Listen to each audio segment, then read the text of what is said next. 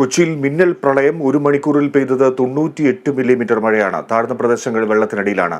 കോട്ടയത്തും എറണാകുളത്തും red alert. Aswathy വിവരങ്ങൾ നൽകും. അശ്വതി, മിന്നൽ പ്രളയം നേരിടുകയാണ് കൊച്ചി. എന്തൊക്കെയാണ് സ്ഥിതിവിശേഷം? കൊച്ചിയിൽ മിന്നൽ പ്രളയം ആണ് ഉണ്ടായിരിക്കുന്നത്.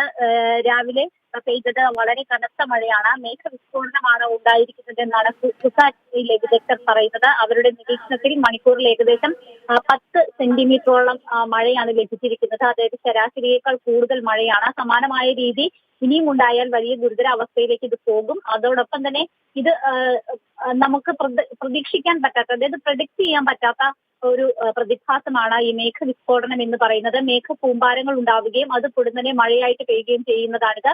കഴിഞ്ഞ ദിവസം ചേർത്തലയിലും സമാനമായ രീതിയിൽ ചെറിയ തോതിൽ ഇത്തരം പ്രതിഭാസം ഉണ്ടായിരുന്നു. ഇന്ന് കൊച്ചിയിലാണ്. നാളെ എവിടെയായിരിക്കുമെന്ന് നമുക്ക് പറയാൻ സാധിക്കില്ല. മാത്രമല്ല, ഇന്ന് വീണ്ടും ഇതിന് സമാനമായിട്ടുള്ള സംഭവങ്ങൾ ഉണ്ടാകുമോ എന്നും പറയാൻ സാധിക്കില്ല. അതുകൊണ്ട് തന്നെ ഈ മേഘവിസ്ഫോടനം എന്ന് പറയുന്നത് അതിന് മുന്നറിയിപ്പ് നൽകാനായിട്ട് സാധിക്കില്ല. പൊടുന്നനെ ഉണ്ടാകുന്ന ഈ പ്രളയമാണ്, മിന്നൽ പ്രളയങ്ങളാണ് ഇതിന്റെ ഒരു പരിണിത ഫലം എന്ന് പറയുന്നത്. മാത്രമല്ല, ഇനി വരുന്ന മൺസൂൺ സീസൺ കുറച്ചുകൂടി ശക്തമാകാനുള്ള സാധ്യതയുണ്ടെന്ന് നേരത്തെ കാലാവസ്ഥാ നിരീക്ഷണ കേന്ദ്രം വ്യക്തമാക്കിയിട്ടുണ്ട്.